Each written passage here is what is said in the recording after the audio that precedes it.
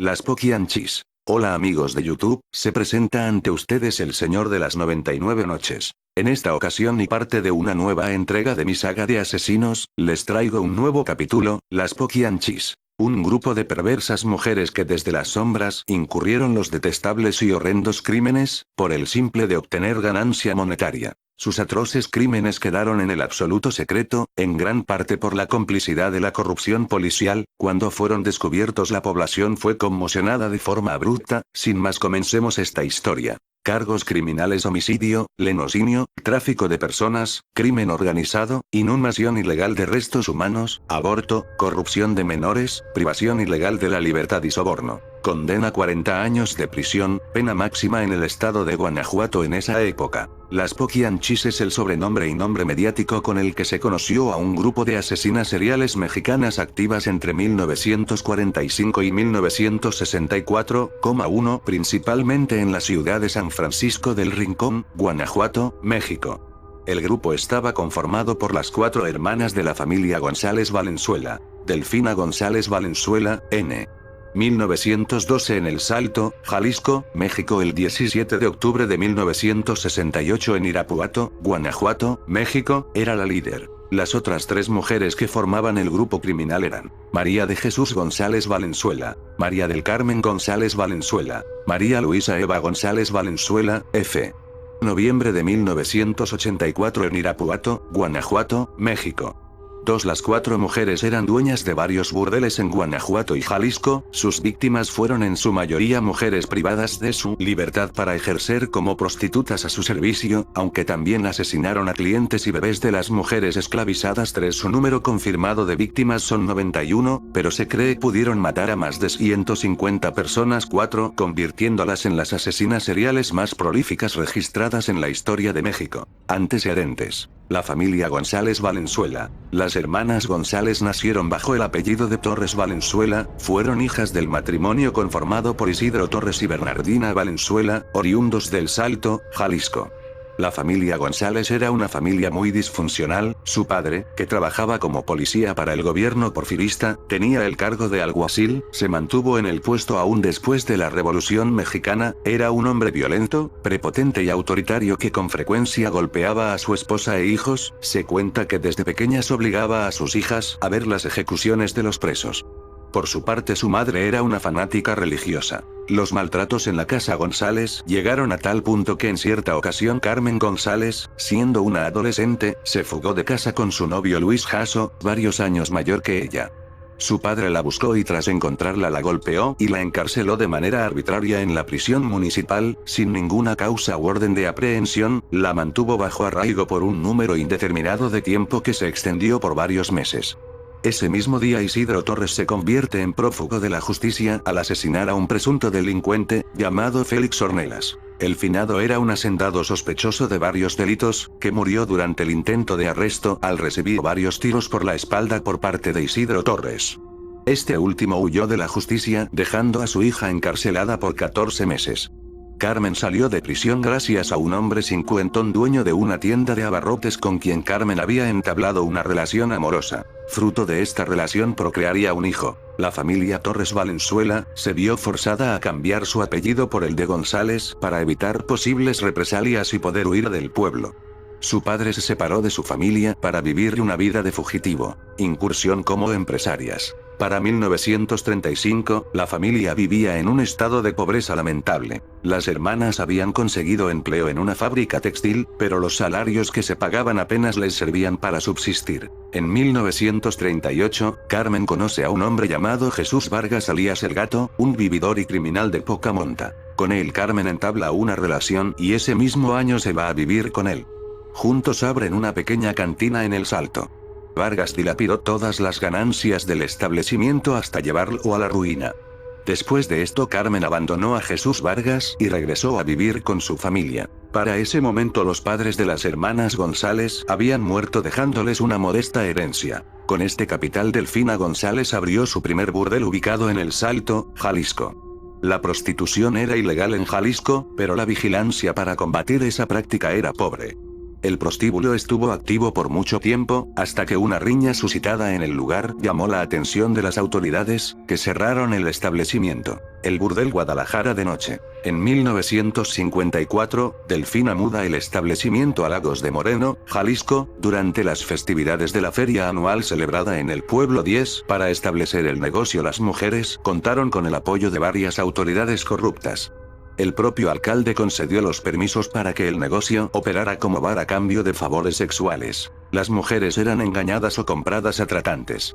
El sistema con el que operaba el burdel era semejante al peonaje empleado durante el porfiriato. Las mujeres cautivas estaban obligadas a comprarle a las madrotas suministros, como ropa y comida, a precios arbitrarios, acumulando así inmensas deudas. Las mujeres entonces eran forzadas a prostituirse para poder pagarles. Corrupción. Según el relato de las hermanas González Valenzuela, las técnicas que usaban para instalar un prostíbulo consistían primeramente en hacer amistad con las autoridades para estar protegidas. En muchas ocasiones se hicieron amantes y proporcionaron dinero a funcionarios locales para asegurar que su negocio no fuera cerrado. Ya instaladas en sus cabarets, las poquianchis contrataban personas que recorrieran la República para buscar adolescentes de entre 12 y 15 años de edad, para que por medio del engaño y la extorsión las condujeran a sus negocios, donde una vez que entraban eran mantenidas en cautiverio para prostituirlas. La Secretaría de Salud emitía tarjetas de control falsas, que las poquianchis utilizaban para presumir que sus muchachas estaban sanas. Estas tarjetas costaban mucho dinero, pero servían para que los clientes estuvieran tranquilos. Por supuesto, muchas de las prostitutas estaban enfermas. Se destapa el caso. En 1964 Catalina Ortega, una de las más recientes muchachas en llegar al prostíbulo, logró escapar y se presentó en la comandancia de la Policía Judicial de León, Guanajuato. Las autoridades giraron una orden de aprehensión y se dirigieron a San Francisco del Rincón. Ahí detuvieron a Delfina y a María de Jesús. María Luisa logró escapar al último momento. El caso fue ampliamente difundido por la revista Alarma. Muchas de las mujeres fueron rescatadas y narraron los horrores que vivían en ese lugar. Crímenes. Las mujeres contaron a los judiciales cómo algunas de sus compañeras fueron golpeadas y torturadas por sus patronas, e incluso varias fueron asesinadas y enterradas dentro del mismo predio donde eran explotadas. Las víctimas relataron a las autoridades que nunca las dejaban salir de las casas de citas, y que cuando resultaban embarazadas les practicaban abortos y en caso de nacer los niños, estos eran asesinados. Según el relato de las rescatadas, las poquianchis también asesinaban a aquellas prostitutas que ya no les servían, a quienes sepultaban vivas en un panteón clandestino ubicado en el poblado de San Ángel, en Purísima del Rincón. Este trabajo era realizado por el capitán del ejército, Hermenegildo Zúñiga Maldonado, conocido como el Capitán Águila Negra, quien fue amante de Delfina y su protector. El relato. Delfina desarrolló un método de reclutamiento que dejaba mayores ganancias. Acudían a rancherías o pueblos cercanos, donde buscaban a las niñas más bonitas. No importaba si tenían 12, 13 o 14 años de edad. Llevaban cómplices masculinos que, si las sorprendían solas, simplemente se las robaban. O si estaban acompañadas de sus padres, generalmente campesinos, se les acercaban y les ofrecían darles trabajo a las hijas como sirvientas. Los padres accedían, las poquianchis se llevaban a las niñas y de inmediato empezaba su tormento. Apenas llegaban al burdel, las poquianchis procedían a desnudar a las niñas por completo y examinarlas. Si consideraban que tenían suficiente carne, los ayudantes que habían contratado se encargaban de violarlas, uno tras otro, vaginal y analmente. También las obligaban a practicarles sexo oral y si lloraban o se resistían, las golpeaban. Después, las poquianchis las bañaban con cubetadas de agua helada, les daban vestidos y las sacaban por la noche a que comenzaran a atender a la clientela del bar, bajo amenazas de muerte. Los clientes se mostraban siempre encantados de que les proporcionaran niñas de tan corta edad para que los atendieran, así que el negocio iba viento en popa. Las hermanas alimentaban a sus esclavas sexuales solamente con 5 tortillas duras y un plato de frijoles al día. Cuando una de las prostitutas llegaba a cumplir 25 años, las poquianchis ya la consideraban vieja. Procedían entonces a entregársela a Salvador Estrada Bocanegra el verdugo, quien la encerraba en uno de los cuartos del rancho, sin darle de comer ni beber por varios días, y entrando constantemente para patearla y golpearla con una tabla de madera en cuyo extremo había un clavo afilado. Una vez que la mujer estaba tan débil que ya no podía ni siquiera intentar defenderse, el verdugo la llevaba a la parte de afuera del rancho y, tras cavar una zanja profunda, la enterraba viva. A otras les aplicaban planchas calientes sobre la piel, las arrojaban desde la azotea para que murieran al caer, o les destrozaban la cabeza a golpes. Si una de las muchachas se embarazaba, si padecía anemia y estaba demasiado débil para atender a sus clientes, o si se atrevía a no sonreírle a los parroquianos, era asesinada. Los bebés que llegaron a nacer fueron muertos y enterrados, con excepción de un niño, al que guardaron para vendérselo a un cliente que quería experimentar con él, mientras se dedicaron a maltratarlo. También practicaban abortos clandestinos si alguna de las prostitutas más populares quedaba embarazada, con tal de no perder esa fuente de ingresos. Las mujeres además eran obligadas a limpiar el lugar, a cocinar y a atender a las poquianchis.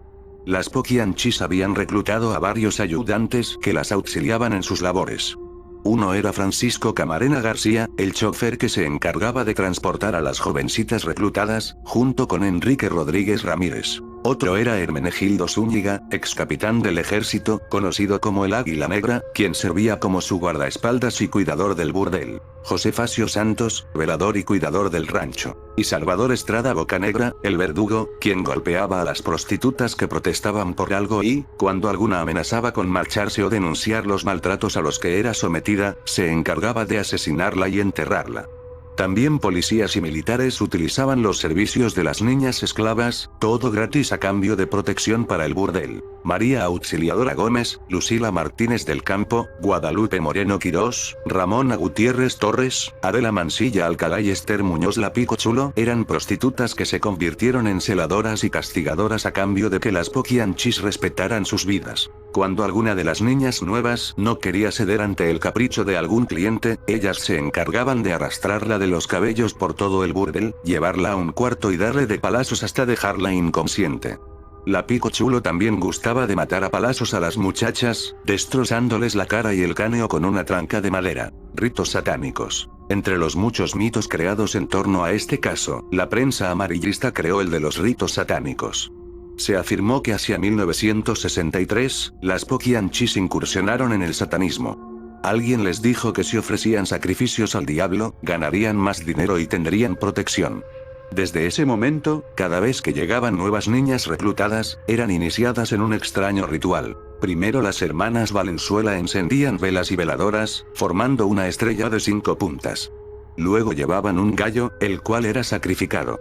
Entonces Delfina y sus hermanas se desnudaban para untarse la sangre del animal. Desnudaban además a las niñas nuevas, quienes eran violadas y sodomizadas por los cuidadores, mientras las poquianchis contemplaban la escena y se reían. Después sus ayudantes llevaban a la habitación a algún animal, un macho cabrío o un perro, y obligaban a las niñas a realizar un acto zoofílico para alegría de quienes contemplaban la escena. Después, los hombres llamaban a las demás niñas para empezar una orgía, en la cual las poquianchis también participaban. Semanas después, comenzarían otro negocio. Le quitaban la carne a los cadáveres de las prostitutas que iban asesinando, para venderla por kilo en el mercado.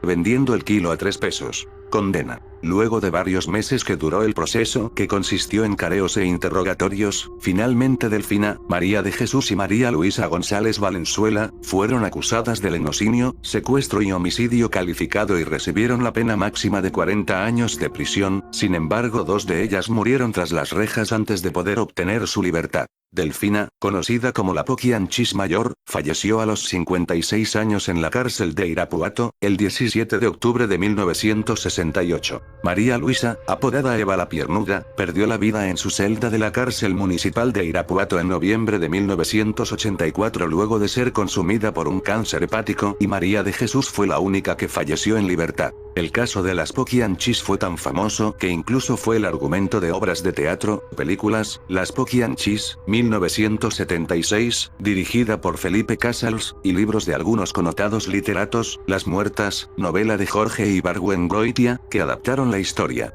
Además de que en el 2011, la serie Mujeres Asesinas, serie readaptada por Televisa y dirigida por Pedro Torres, sacase para el final de la tercera temporada un capítulo sobre las Poquianchis, dándole el nombre de las cotuchas, empresarias. De esta forma concluimos esta entrega de otra historia de asesinos. Me despido, queridos amigos. En la próxima entrega, el Doctor Muerte.